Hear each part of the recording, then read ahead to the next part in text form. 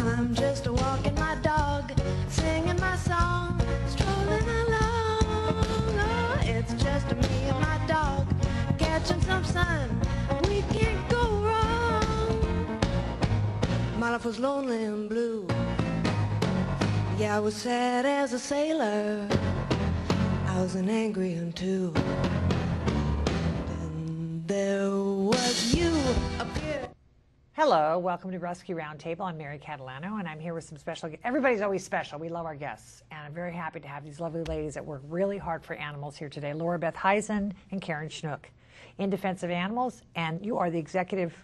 No, you are AMRT co-founder. Animal Match Rescue Co-founder Team. of AMRT. And you are the executive director of In Defense of Animals. Exactly. Is that national, In Defense of Animals? It's international. International is fantastic. And we are here talking about one of our unfortunate subjects, puppy mills. Why? Okay. Why are we talking about the puppy mills, girls? What's the deal? Lots of good reasons for talking about puppy mills. First of all, it's ongoing. It's an ongoing problem. It's a huge problem in United States, as far as I know, it's becoming very hot right now in Los Angeles. Lots of focus on it, which is actually great. I'm actually thrilled to see that so many organizations are starting to make an appearance and make and really become dedicated to doing some work against puppy mills in the Los Angeles area right now. Now, we were just up in Lancaster trying to, we found out that in Lancaster, in that area, we were trying to work on the spay-neuter bill we're working on for California, trying to get the people in Bakersfield in that area, it's completely a nightmare. They have puppy mills there, which people didn't know. And people don't get it. They don't understand what kind of a horrible devastation it is to have puppy mills. And here in California, it's growing. And what happened recently, some wonderful stuff happened. They shut down some stores, right? Yes. Posh Puppy was shut down. Both stores of Posh Puppy were shut down through the efforts of some local people who just got together and said, we're not taking it anymore. They stood out there every single Saturday and some days during the week, and they disrupted business enough that the stores just said, we can't do it anymore. So they gave up and they went out of business. And the business model of a puppy store in Beverly Hills or Bel Air or those expensive areas is a gigantic moneymaker potentially. So the opportunity to shut them down and be so public about it makes a wonderful statement that sort of ripples throughout the nation because it is so a wealthy area, because there are so many celebrities that shop in those kinds of stores. You wind up people watch, people find out. Other puppy mill stores watch and go, oh my gosh, I hope that doesn't happen to me. And we're hoping that they get a little nervous and maybe reconsider their business model so that they don't get their puppies from puppy mills. And ideally, they wouldn't get bred puppies at all, that they would actually do rescue. They would do humane adoptions versus purchasing of an animal, because in my ideal world, we treat animals as more than just objects or commodities or things to be purchased, because they aren't objects or commodities. They are living, breathing creatures who care and who love and who feel and who experience terror and pain when they are in abusive situations, and they deserve more than what they're getting, and certainly their parents deserve more than what they're getting. Yeah, people don't know. I was going to say, I don't know if it's so much that people, part of it is people don't know the realities of puppy mills. Right. They see the facade on the pet store and it looks so inviting. Again, explain what a puppy mill is, because we have pictures, we have some footage. Oprah finally did a show about it, but people don't all know what it is. They don't even want to know. They don't understand. They can't visualize what it is. And it's a really horrible visual. Explain what that is. A puppy mill is a large-scale breeding operation. Mm-hmm. There can be 75 breeding animals, 150 breeding animals, even a lot more in a small area, and the animals only get up to 6 inches in front of them for their life. Right. They live in these small enclosures for their entire life, sometimes with wire on the bottom, so that their waste goes underneath, and they have to live with that there. And the cleanliness is a problem, the lack of veterinary care. The thing about the puppy mill is that it's a for-profit for-profit operation. What we do, we do rescue, we spend time at the animal shelters. We're there to help the animals. Right. But the thing about puppy mills is that they are for-profit businesses, meaning that if they're going to be successful, they have to keep their costs down, keep the veterinary care down, keep the food expense down, don't give them the highest quality anything. But on the other hand, they have to make sure that their revenue is up, so they have to create the illusion that somebody who's spending $1,000 or $2,000 or whatever for this puppy, because they cost quite a bit when you go to the pet store and get one of these little teacup whatever, and so they have to create the illusion that you're really getting something for all this money you're spending, and so there's a whole illusion that goes with it, so that people will spend this much money. And the problem is this really caters to the gullible. Right. The people who, what I was going to say is that it's not so much that people don't know. I think it's even more that people don't want to know. No, they don't want to. I've gone to a couple of these protests, and sometimes when somebody's walking around with what seems to be a dog that was perhaps purchased at that store, and I'll go up and I'll say, "Are you familiar with puppy mills?" And I don't think I'm a real threatening person, and they'll just say, "No, I don't want to talk to you." Right. And why don't you want to know the reality? Here's an animal you're spending the animal's whole life is going to be spent with you, hopefully. And why don't you want to know what really goes on? And the cruelty that goes on at these places where they get no human interaction, they get little veterinary care, they can't do things that their species of animal is meant to do, like get out of their small enclosure once in a while, feel the ground and run. Why don't you want to know what's really going on? Why don't you want to know about the inbreeding and the overbreeding and how the animals are just bred and bred and bred and bred until one day they can't breed anymore and they're discarded? Why would somebody not want to know about that? But in order to maintain this illusion, they just cast that aside and say, no, I don't want to know. I want to stick with my cute little whatever I got here. And they're wonderful dogs.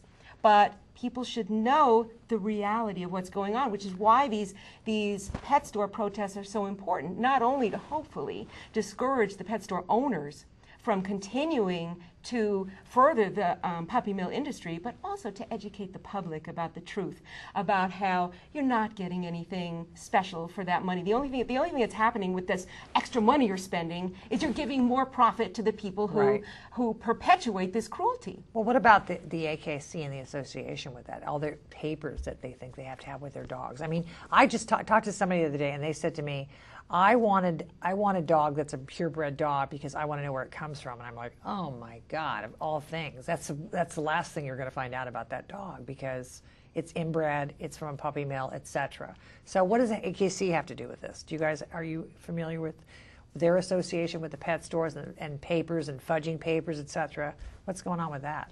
I think the fudging paper thing is a whole different issue, but the AKC registration, when they tell you get your puppy at this store and we've got AKC registered puppies, what that means is they've got a piece of paper that tells you mommy was this name, daddy was this name, and they were registered with the AKC, and that means there's a piece of paper.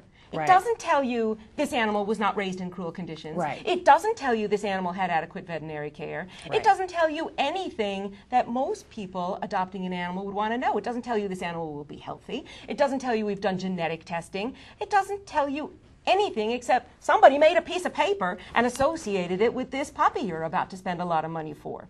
They have a lot of other, myths that they will tell, not myths, but that ways to mislead. When you go to a pet store and they'll say, oh, everything here is fine because we're USDA licensed and we're USDA inspected, or the puppy mills, or the places where we get our puppies. And the reality is the USDA, which is charged with enforcing the Animal Welfare Act, and that applies to animals that are being sold wholesale to the pet stores. They don't have a lot of resources to do their enforcement. Well, they're probably not. They probably can be bought off, probably. They probably have very few people involved. And it's probably a big cash cow for them. It's huge. I always think about it in this way. USDA stands for United States Department of Agriculture. It just sounds like meat. It's exactly what it's about. It's about farming and meat and products. These are products that are made to maximize profit. It has nothing to do with humanity. It has nothing to do with these animals and their parents and the welfare and living a decent life.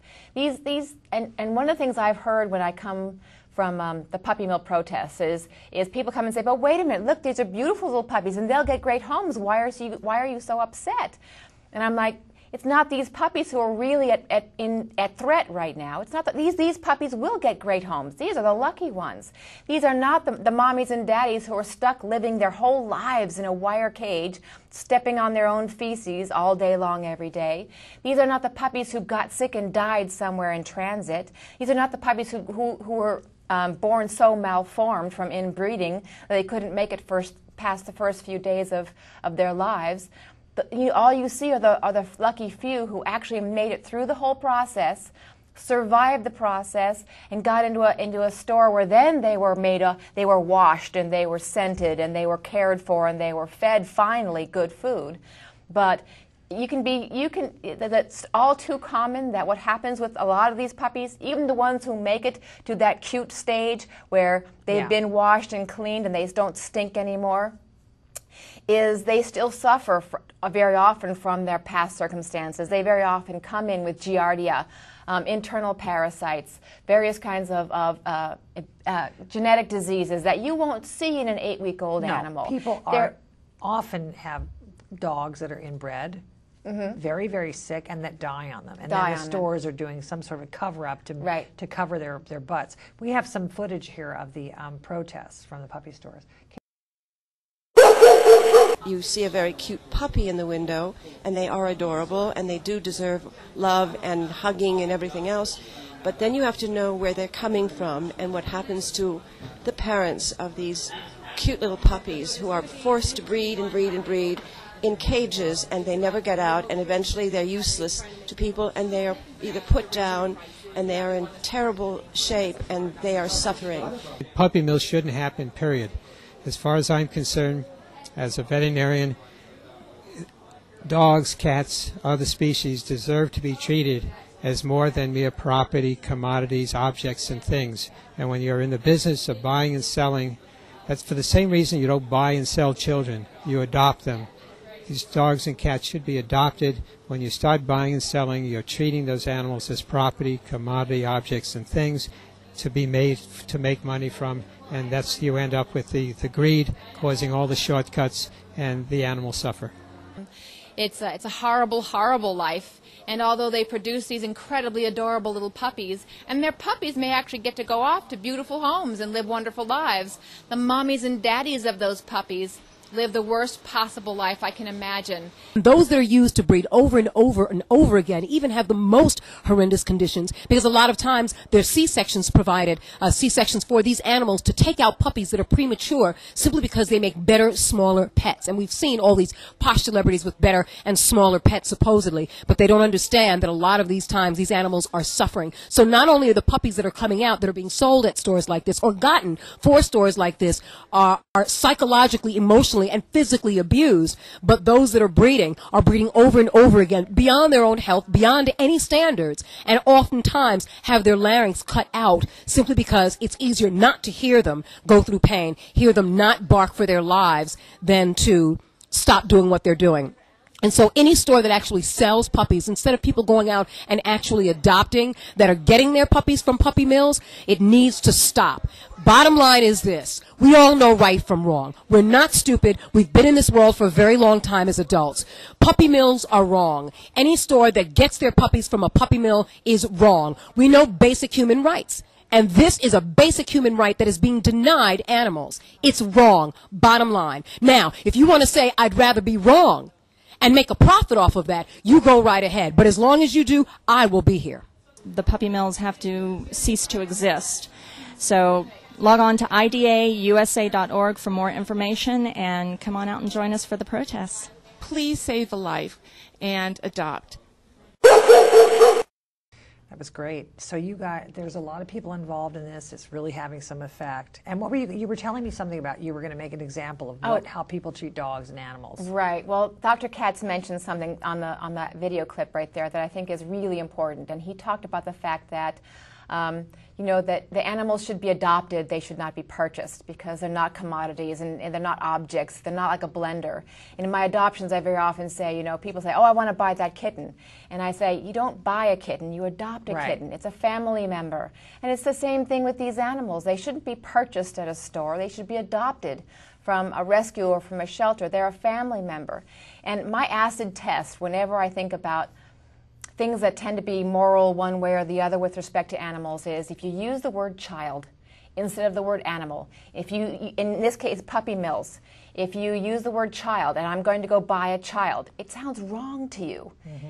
That same test you can use anywhere where you use the word animal. You don't buy a child, you adopt a child. You don't let a child sit in a cage, on a wire cage for its whole life with only 6 inches in front of its face for its entire life, never having touched the ground. A lot of these dogs, because they don't want puppy mills, they know that they're kind of shady businesses. The big ugly ones, kinda. They know, and they don't want the public to find out. They don't want the public to find them, so they very often put them in, you know, back in big barns. They don't want the dogs to bark, so they very often will cut their vocal cords so the dogs can't scream out their pain. They can't voice their need for love and affection. They can't ever make a sound that says, save me from my horrible conditions. Some of them never even see the sun. A lot of these guys are born and bred to death and die in these wire cages, never having touched the ground, never having seen the sun, never knowing human love, never having had a child hug them, never having had any of the joys of being alive in this world. Well, there's also the mathematical issue of how many, you know, you're in rescue, Laura Beth, and you and I, and we all suffer. We suffer, we go to the pounds. I mean, it's interesting to me because we were talking about this earlier. I adopt out only kittens in pairs or cats in pairs, because if someone wants one animal, then you go to the damn pound. I'm not going, because it's too hard to go. It's too excruciatingly painful. How many animals are killed? How many animals are killed in our country every single day? And you're making more animals. And you're making more animals so that you can make money. It is absolutely revolting to think that that's what's happening, because we know where the bodies are piling up. It's our horror, it's our nightmare. I mean, every email, it's so funny because someone said to me, I can never get your email you because your mailbox is full. My mailbox is full of rescue pleas. It's not full of fun. It's not full of little silly internet jokes. It's full of my nightmare, because I'm only doing kitties right now. I'm so overwhelmed, I can't even do. So Laura, you know about, you have a website. Your website is based on what? It's a rescue website. It's animals that are currently impounded at the animal shelters that are seen on my group's website, AMRT.net. It shows photos and descriptions of animals currently at the shelter. You can see their pictures, see which one you like best, go on down to that shelter. All the information you need is there. You don't go through us. Why do you take pictures? Because the pound pictures are crappy, right? I mean, no offense, but you know, it's not that they're, I mean, there's people that volunteer to take pictures for you. Correct. It's partly to show. And that itself is a nightmare in hell. If you're just going to the pound to take pictures to try and save animals' lives, then you have to see all those animals. It's absolutely horrifying. Right. It's the result. That's your life that you live as a rescuer. We do it partly to show as good pictures as we can, but also so we can tell you about the individual animal, what their personality is, and so on, which is something else about getting a puppy mill puppy, or any kind of puppy is, you know, when you get one from the shelter, you kind of get an idea of what they're really like, how big they're going to be, what their personality is going to be, and so we try to describe that on our website. But that is one of the things, that's an important point you're making, that we're talking about the tragedy of puppy mills, that the poor mother, the breeding stock, have to live their lives in these small enclosures without adequate heat, without adequate, you know, ventilation. It shouldn't be happening at all when animals are alive and healthy and need homes. We have magnificent animals in our shelters. I've been a shelter walker for 8 years, and I go through these shelters and I am stunned every single time. Every one of them. Purebreds, beautiful, beautiful animals, some of them loving from animals. From puppy mills, loving animals. They are gentle and they are affectionate, and they are desperate for any kind of love and affection. They just want a family, and my 3 dogs all came from the shelter, and they're the loves of my life. I can't imagine. One of them I mean, they literally, they were dragging him by the neck to be euthanized at the time that I found him and brought him home. And he is just the most splendid creature. And he was about to be killed because they had to make space for more because more animals kept coming in. And they keep coming in because people discard them like objects. Like garbage. Like and garbage. It's interesting because whenever I've transported a dog in my car, I mean, I saw them I put them in my car for a half an hour and all of a sudden I am their new god. Yes. I mean, it's unbelievable how, I mean, I don't even know that many people that are worthy of the love of a dog. I really don't know that many people that are good enough to deserve that kind of love. I really don't. I And don't. the fact I that look at my people- dogs and think, how How could come? you Why? love me so much? How come? What did I do? You know, I don't deserve it, and but they I'm so grateful. It's like, you know, and the fact that they're discarded the way they are, it just that's what really kills me. It's a matter of it's a mathematical issue, not just to have. You know, you don't make more animals when animals are being slaughtered. Well, it's not for even just being alive. Right. Well, it's not even mathematical when you consider that each and every one of those mathematical numbers is a live being who loves and who feels pain and who wants to love you back and who wants to have the joys of having a yummy treat and playing with a toy and bouncing around having an adventure. It's way so much more than just mathematics. Every single one of those is a precious creature who deserves to be alive. They were born. We owe them something for having been born. Well, and to discard them like garbage because we won't want a pocket puppy who, you know, was ripped from its mother prematurely to make sure that it never gets over 4 pounds. What have we become? What kind of people have we become? It's a scary thought. Well, the fact that there's people that are celebrities and those idiots that are doing patronizing or showing as an example to young people. I mean, there's a lot of problems in society, but that's one of the ones that hits this issue, is these idiots like Paris Hilton. And apparently there was some other celebrity that came in to buy a dog when they were doing a protest. I don't remember the person's name. Oh, no, I know who it was, and I don't care about bad-mouthing her. It's, except I can't remember her name. She's English, but she was like, I don't care. You know, she went past the people, I don't care. And it's like, wow, you need to be slapped. You need to be slapped around. It's kind of frightening, isn't it? When they like as she was saying before, they just purposely, they want to remain ignorant. They don't want to know about the issue. They just want what they want. And you know, we all part and parcel of that because we all create our American culture, which says that particular behavior is acceptable. It's okay. She walked in that store. The puppy store was happy to sell her a puppy because all they really care about is a profit. She walks out because all she really cares about is being able to carry around this incredibly cute little individual. And you know, we participate in that culture. And until people, you know, make it very clear that our culture will no longer accept that activity, where people now look down their noses at those who go and purchase a puppy for its cuteness and discard it later on when it's larger or when it has an issue of one sort or another. That's another thing. Larger is interesting. I mean, the fact that, I've been at the pound when I've seen other people take puppies and don't even expect that they're going to grow because they're so ignorant. They don't have the intelligence level to understand the dog is going to grow. It's not trained. It's just the worst. And the fact that the money being made, it's good that I'm glad that Oprah finally somebody came after Oprah. Came to Oprah and she actually did something because that was the biggest shock. It's fantastic. That was a shock to all of us to have something. And that's the thing, even under the best of conditions, breeding and breeding and breeding, when we have so many terrific animals at the shelters, not just at the shelters in Los Angeles where we kill over 50,000 a year still in the city and the county shelters, but throughout the country, you hear different estimates, you know, between 3 and 5 or 6 million a year that we're killing, and yet here are these businesses cranking out more when it's not like we have a shortage and need more animals. Exactly. And so it's bad enough that these businesses exist to make money off of creating animals that will add to the overpopulation and cause more to get killed. But then when you add to that since they come from puppy mills, they're coming from a life of misery into more problems with the poor veterinary care and so on, and the people impulse buying them when they're looking cute in the pet store. One thing that's important for people to know about puppy mills, when you hear all these scary stories about them that are absolutely true, about the bad conditions for the breeding stock and for the puppies and so on, and the bad conditions in the transport to the broker and then to the pet store and then if they don't get adopted quickly or if they don't get bought quickly at the pet store, then they get dumped back at the shelter or something. Well, this isn't making me enough money, so let's just discard this one. But when people see that, and what they need to know is that the bad conditions are not illegal. A lot of people want to dismiss it and say, well, if it was really that bad, the USDA would shut them down, or some authority would.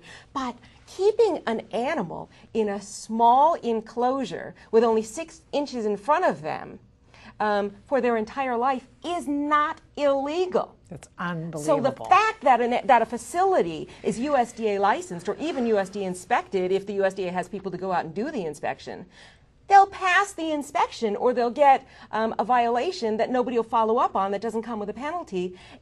There's no mechanism to stop these puppy mills from happening. The only one we can hope for is that the public will become aware of the reality of what's going on. Consumers will stop. Yes, and if people stop going to the pet stores, because most of the animals most of the dogs and puppies that are at the pet stores do come from puppy mills. Right. So if people stop patronizing them and instead patronize the animal shelters and the rescue groups that are helping these animals, then, kind of voting with your consumer dollars like everything else, then the puppy mills will gradually phase out. And that's what we need. And we can start saving lives. And kitty cat mills, I guess. And kitty cat mills, too. Right, that's important. And she mentioned something that's really important, and that is that a lot of pet stores will say, oh, we don't sell puppy mill puppies. We are, they're AKC registered or they're USDA inspected, so they're good. Right, and they're sounds clean, good. That sounds good to me. And that's a bunch of nonsense, because it's the USDA that says these wire cages, no problem. Yeah, these the government pass wouldn't do inspection. that. And the AKC doesn't have any laws about you have to be raised in clean conditions and they have to be given a certain amount of space and they have to be able to touch the ground at some point in their lives.